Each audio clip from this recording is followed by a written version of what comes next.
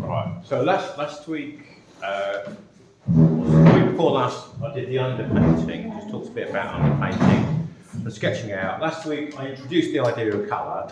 Also talked about different surfaces you can paint on, such as boards and canvases and canvas boards.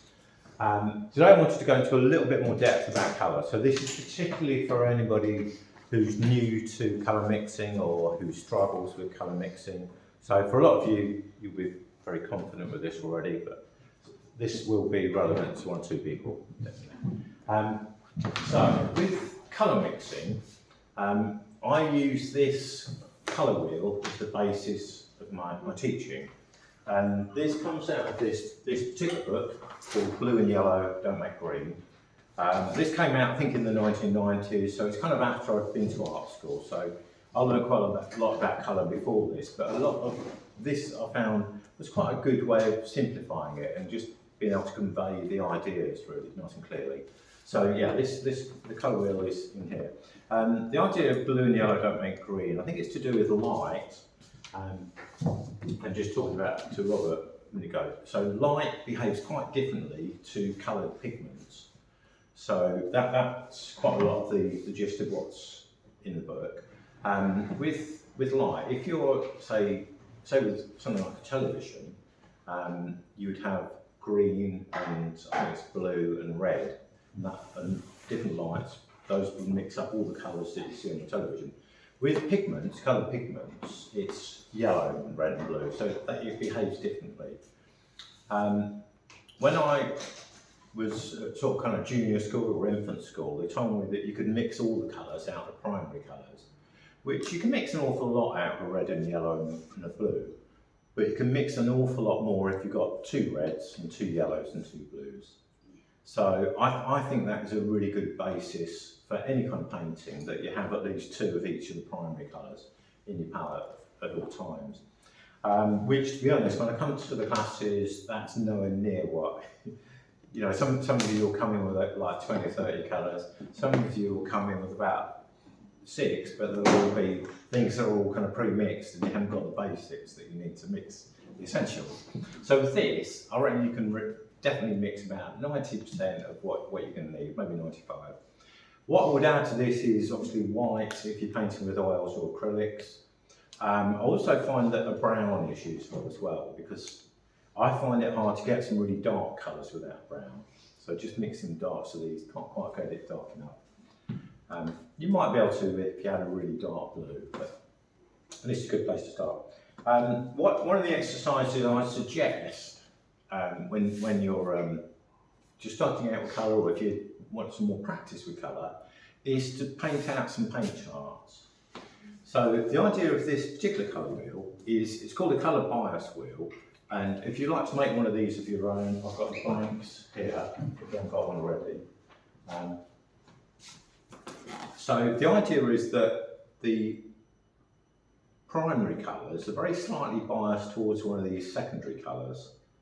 So you'll have a yellow that's slightly biased towards the green. So you've got the lemon yellow, which I don't happen to use a great deal, but that, if you wanted really bright green, this sort of bright green, you need some sort of lemon yellow in there, sort of a greeny yellow.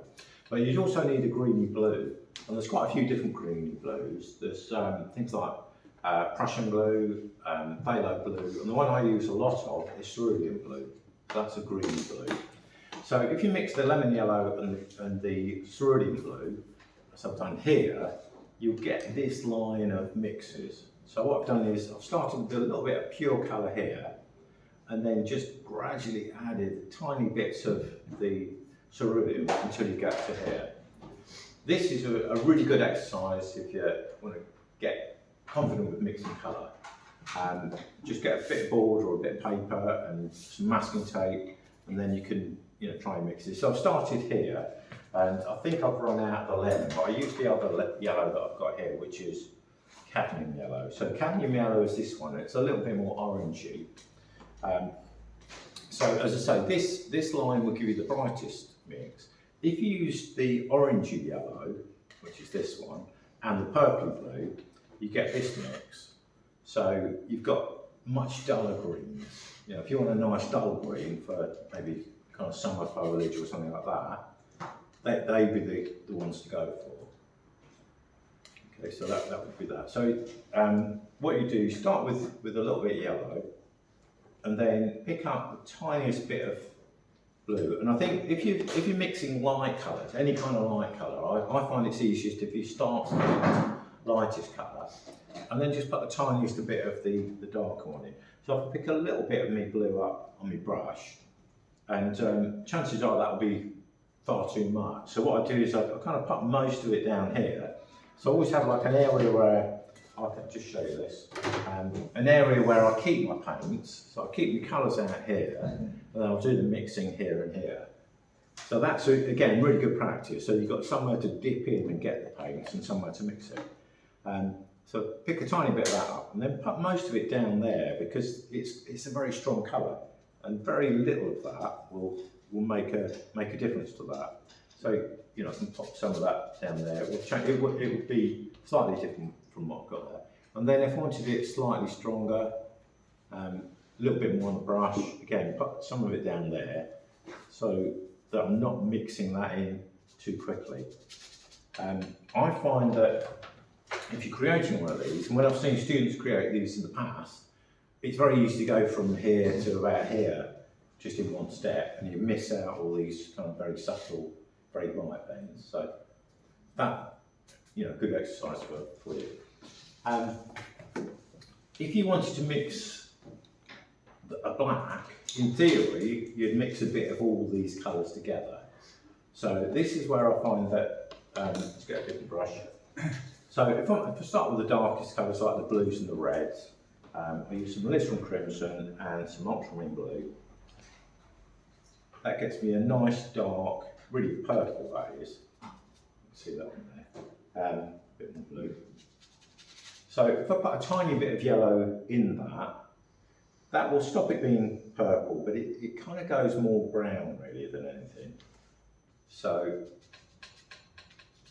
that's starting to go a little bit brown.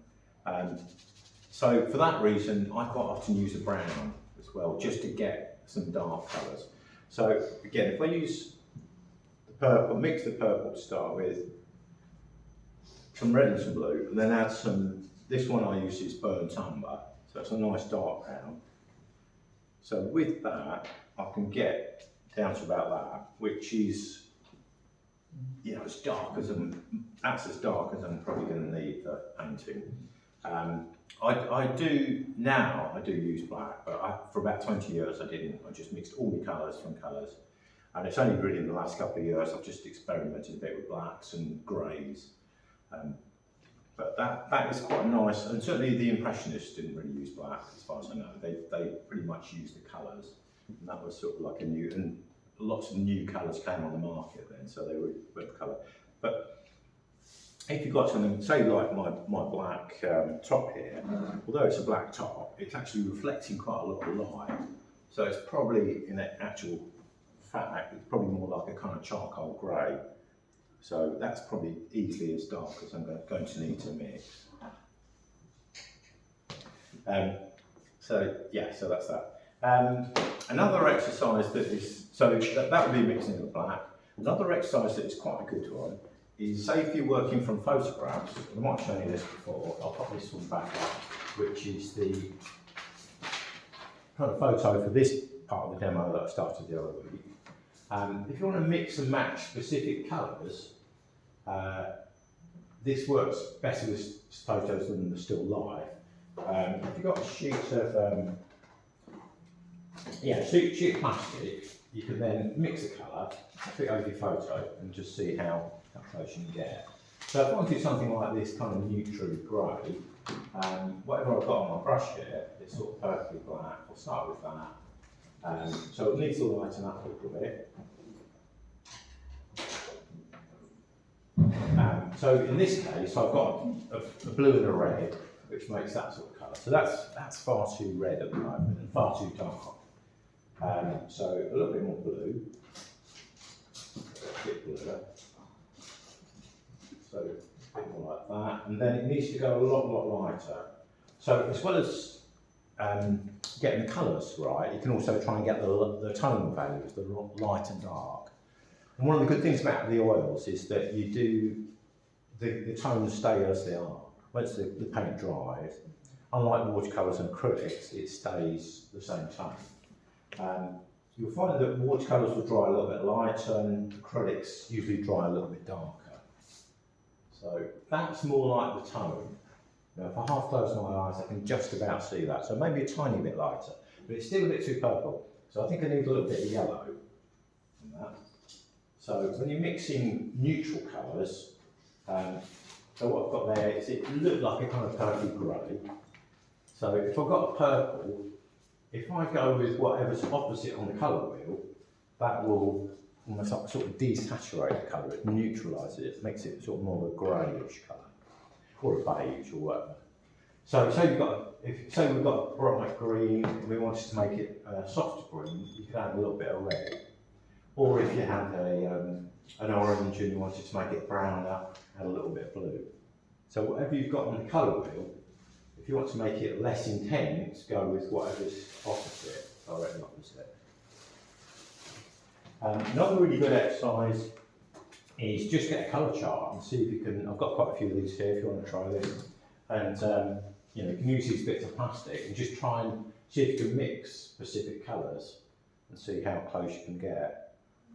So these are all exercises. When I've run kind of beginners oil painting courses or any kind of beginners class, these have been like 2 or 3 weeks exercises that I'm packing into 1 week. But if you wanted to try any of these and you're relatively new to painting this or not confident with certain aspects of colour mixing, they're really good exercises.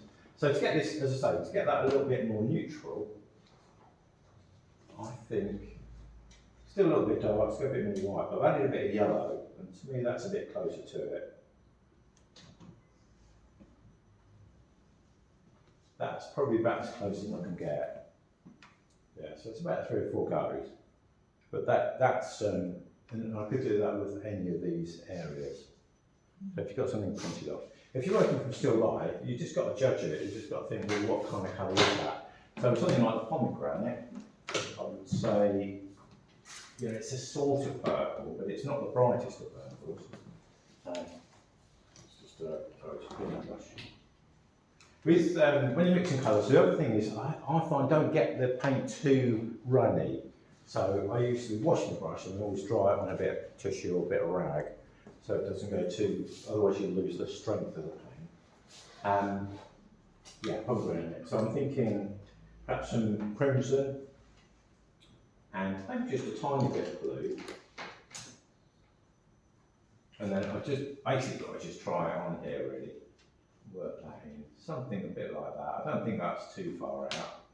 If I thought it was too strong, maybe a tiny bit of yellow just to soften it out. And there's certain parts here that aren't very, do feel like they've got a lot of yellow in. So maybe I'll do a little bit of that bit. Because the whole thing isn't the same. And also it's in shadow, perhaps under here, reflecting a bit of light here.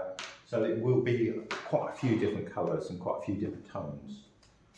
So try and think, well, maybe around here it's gone slightly yellowy, maybe a little bit of white mixing with that.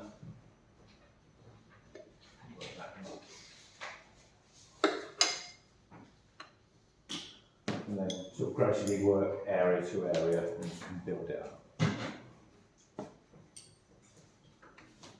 Does that make sense? Yeah. Has anybody got any questions about that? No? Okay, all good to go. Right, I'm going to see who's